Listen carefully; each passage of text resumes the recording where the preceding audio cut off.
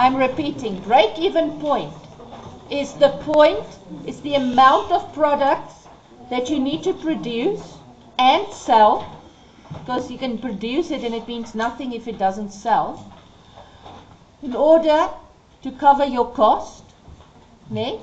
And it's the point before you start making a profit. So let me show you. I make t-shirts. I tell you the fixed cost is 200 Rand. The variable cost is what? 10 Rand. And the selling price is 20 Rand. How many t-shirts do I need to produce to break even? So I put the 200 over. Can you see? The fixed cost is the total. The variable and selling price is the per unit. So I say 20 less 10. So my contribution is 10. So 200 divided 10 gives me 20.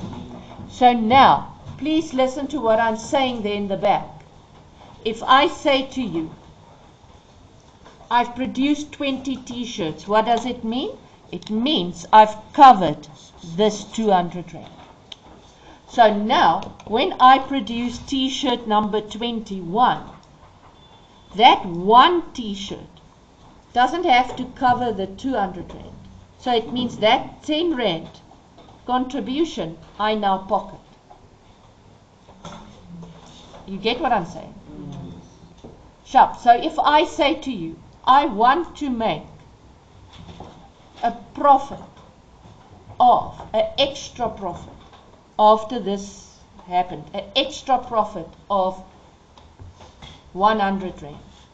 I will say 100 divided the contribution, and it gives me 10, meaning I need to produce now 30 t-shirts if I want to make 10 Rand profit. 100 Rand profit, because can you now see it's 10 extra t-shirts, each giving me 10 will give me 100 Rand profit extra.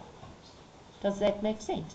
In other words, I don't want to just cover the 200, I want to cover 300. Is that fine? Okay. What's wrong? Why do I have EMS here? What's happening here? What's this A? Okay. Oh, the A is admin. So you can see here both of them has got another department in it. So you've got your factory overheads, which is part of the work in process.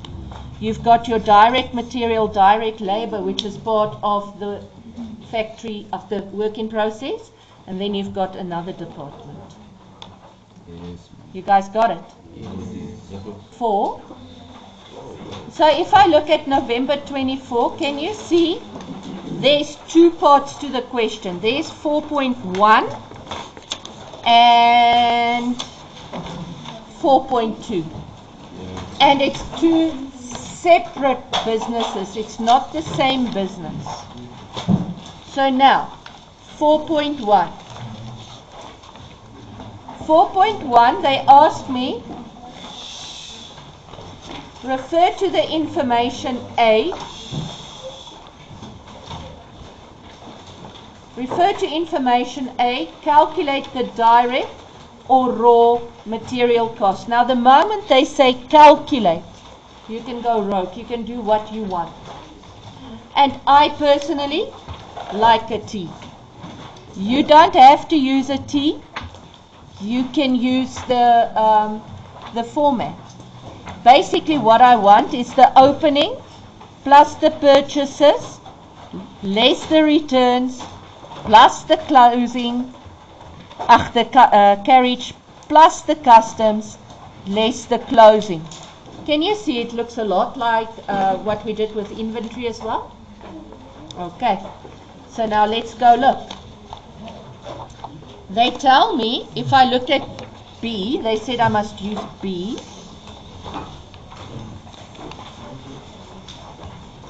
They tell me But B is direct labor. I don't want to calculate direct labor. Oh, it's A. I read like on a Saturday. So here they say, the business uses high quality concrete mix to make pots. So 4,800 units were produced and sold during the year. Each complete pot requires 1.4 packets of direct material. The business allows for wastage of 10%, and the cost price of the concrete mix was 125. Can you now see that this is not what I'm going to use? Can you see that? So now you need to try something else. I am going to see, I have 4,800 units. Ne? Yes.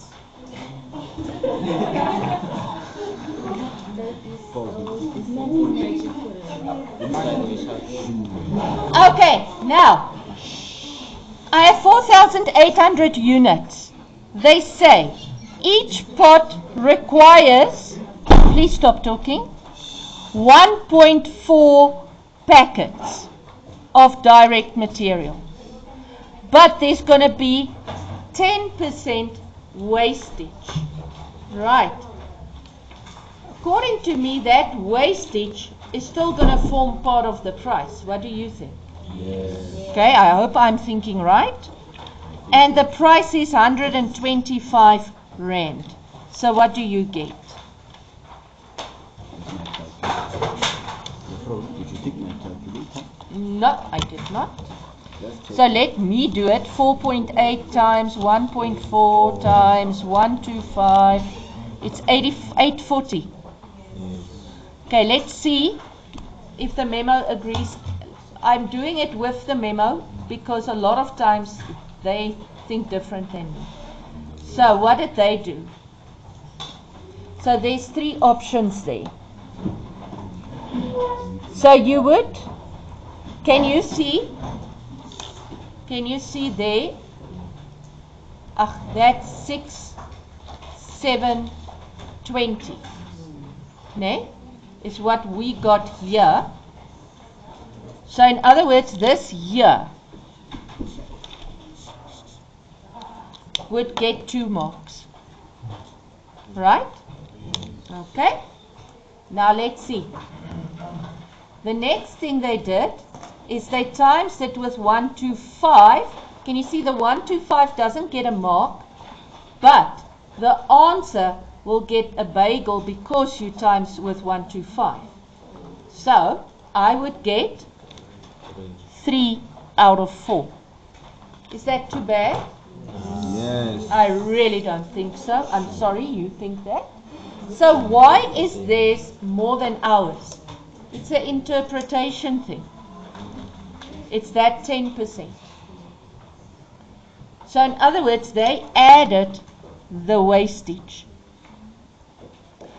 So what they are actually saying here is the pot requires 1.4 packets.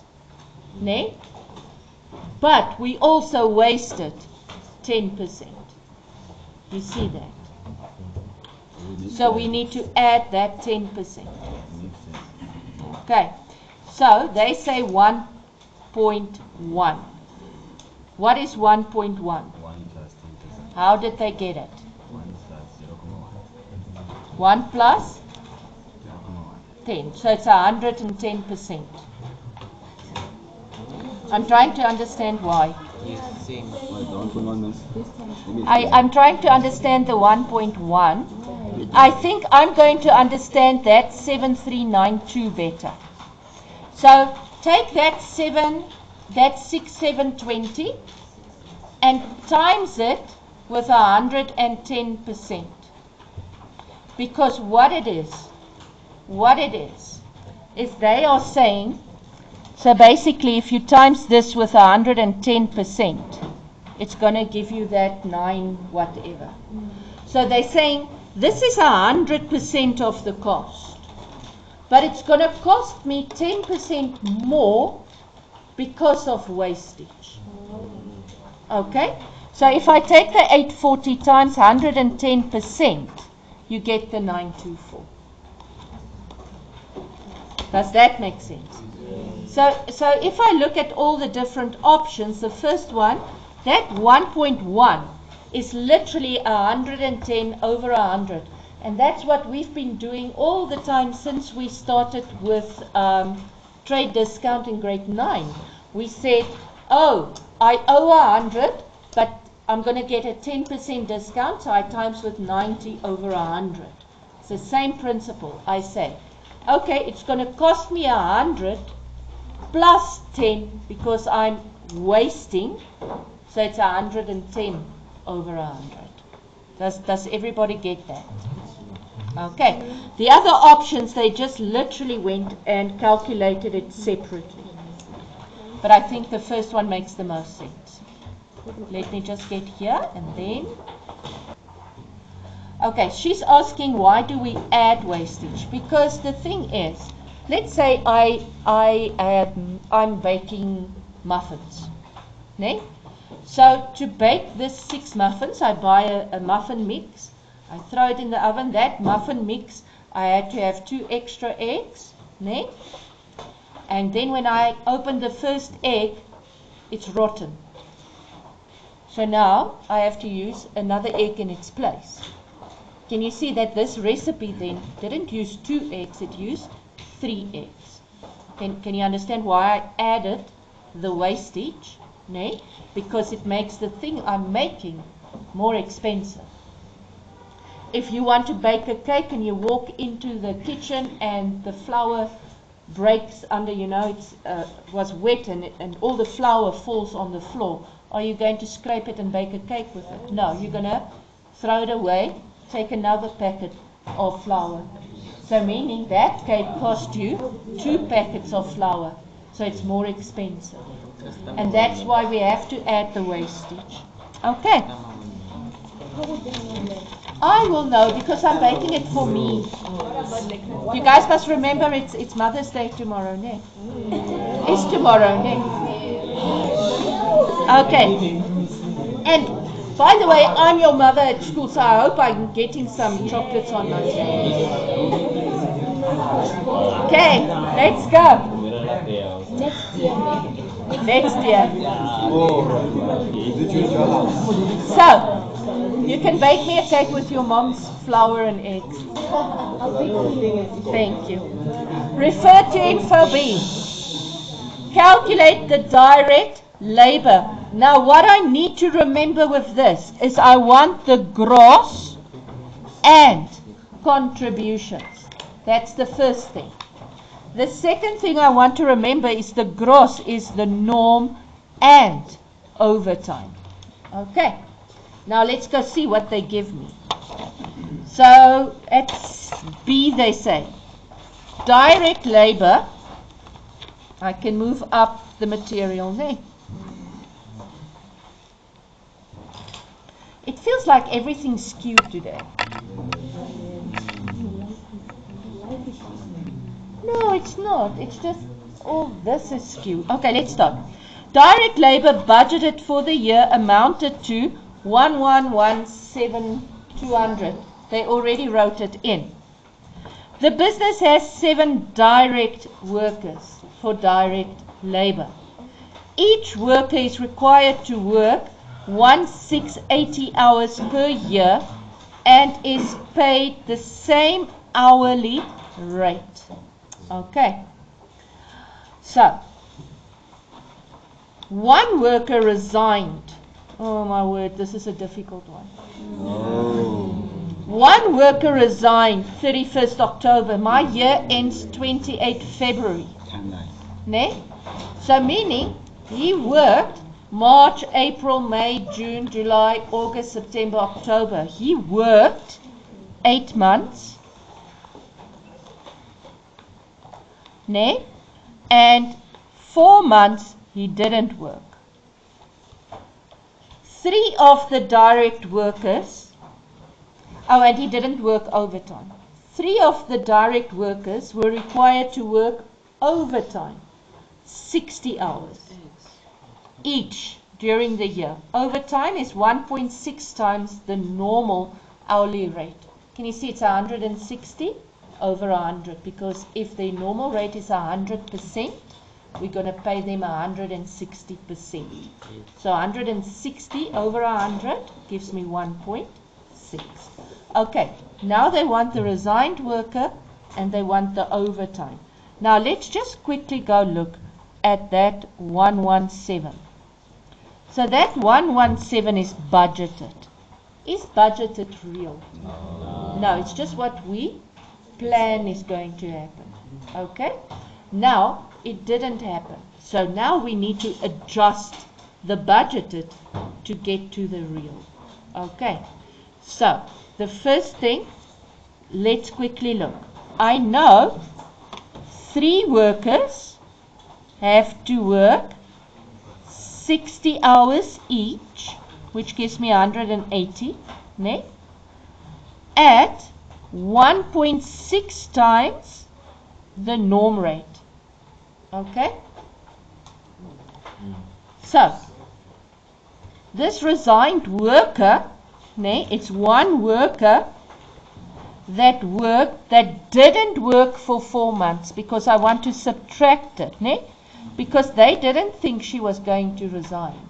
So I want to subtract it. So it's one worker, né? That 168 is per year per worker. Okay? So let's make it months. You get what I'm saying?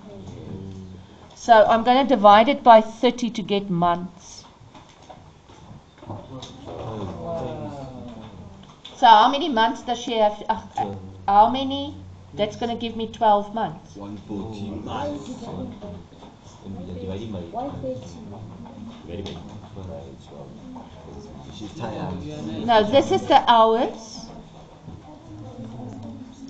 I need to divide. If I do this, I get how many hours per month. And how many hours per month do they have to work? 56. Ne? They have to work 56 hours per month. Does that make sense?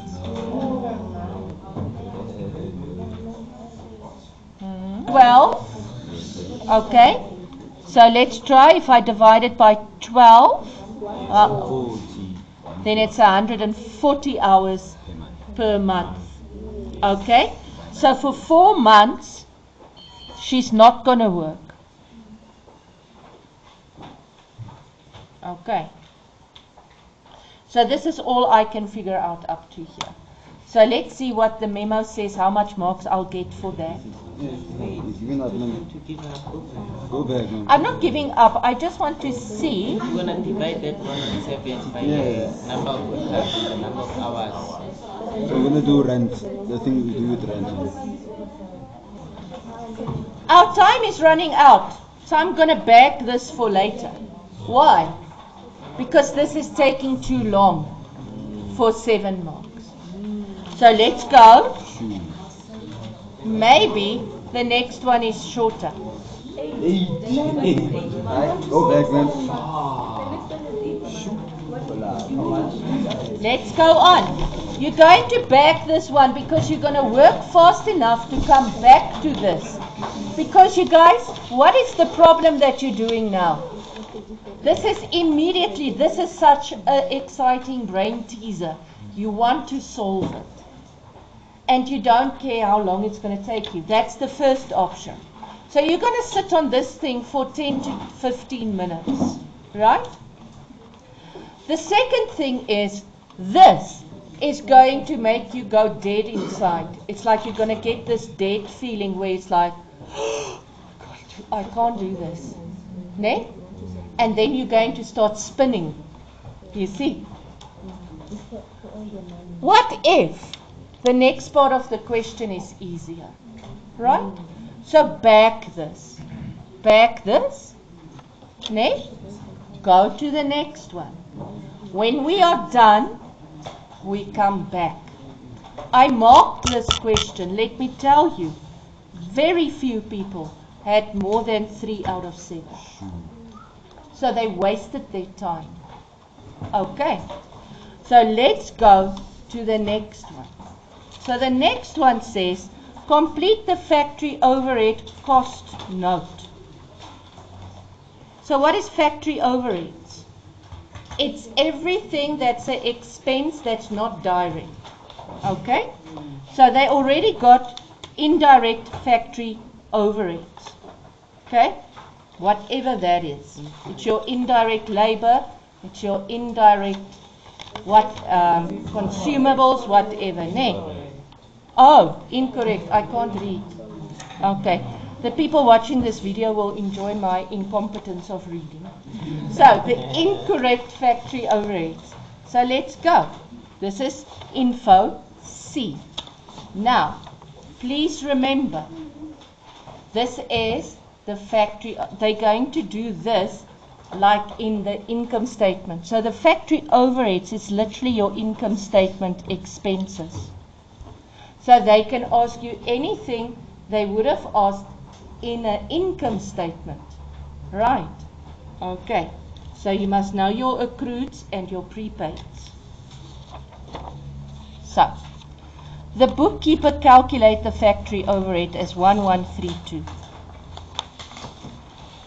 There's other things. Now if I look at this, office salaries, they don't go in. Don't be tempted because it's office, so it's admin. Advertising, it's sales and distribution. It doesn't go in. Rental of the sales department, it's sales and distribution. It doesn't go in factory overheads. Bad debts, it's sales and distribution. It doesn't go in. So they're going to give you stuff. Most probably they allocated some of these things wrong to the factory overheads. So now they say, the clerk was paid. Who's the clerk? It's admin. Immediately when you see clerk, you see admin. Okay. The clerk was paid a salary of 9,200 per month, which was correct, which was recorded as an admin cost, which is right. 20% must be allocated to the office and the rest to production. So he was actually also working in the factory. So it's part of factory overheads because he's not making the product, but he might be doing admin, checking if all the workers are there, checking that they come on time, stuff like that. Okay, so now what happened? 100% is shown in admin. So we need to calculate 80% to add it to the factory. So he's being paid 9,200 per month, 12 months, 80%. And that gives me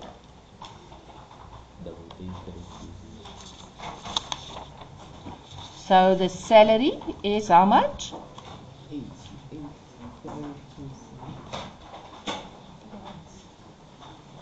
I hope I'm right. It feels like I'm totally off today. I think I should not have come to school. Here we go. A rent of 126,000 was shared and recorded according to the following floor area. However, since the beginning of the year, the annual rent has increased to 157,500 as the size of the factory has increased. The bookkeeper did not consider the increased rent and the following adjusted floor areas. Oh my goodness. So let's look. So we recorded 126,000. Ne? We recorded to the factory 400, ne? Out of the 600. So this is what we showed. How much?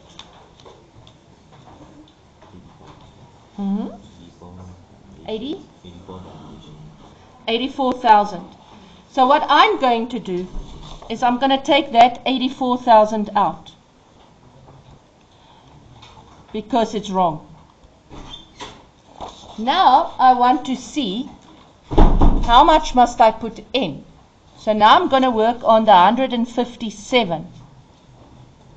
And the factory gets 600 out of the 800. You still remember how to get these totals, no?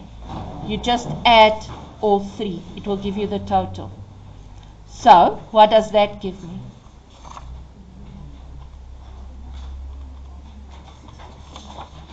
What? 63,000. So can you see it was overstated? So I'm actually only going to subtract how much? Are you sure it's 63?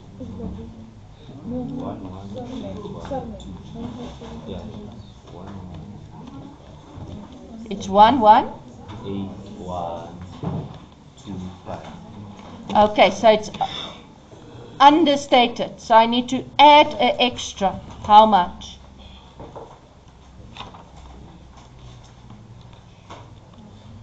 What's the difference?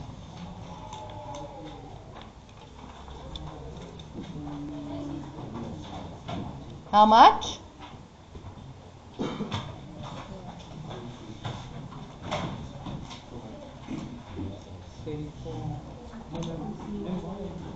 Maybe you take for one minus take for 125. Okay, happiness.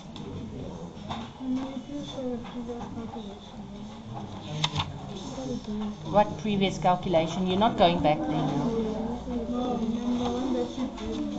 Oh, this one.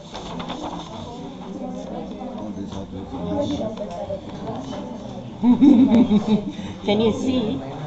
Can you see how much time you spend? Because you go into a rat race. smart idea. The bagels. Okay, what's the new total? 1225. Okay, so with the rent, if you look at it, this is how we did it. And this is included in the factory overheads that's wrong. So I calculated this. I took the 126 times 400 over 6, this. So I know that the rent that was shown in the factory overheads was 84,000. Okay? So I take it out. And then I go calculate what it was supposed to be. It's an overstated, understated thing. But it's easier just to take the wrong one out and put the right one in. Let's see at the mark allocation. So the mark allocation, you will see the 88,320 was 2 or nothing. Then, can you see? There we go. 8 out of 8. And I think I personally was thrown by the previous one, so it made this one seem difficult. But it is not really difficult. When they give you something wrong, you take it out and you put the right one in. Easy as that. Okay. The whole thing is it's a mind game, this whole thing. Okay, let's go on. Or not.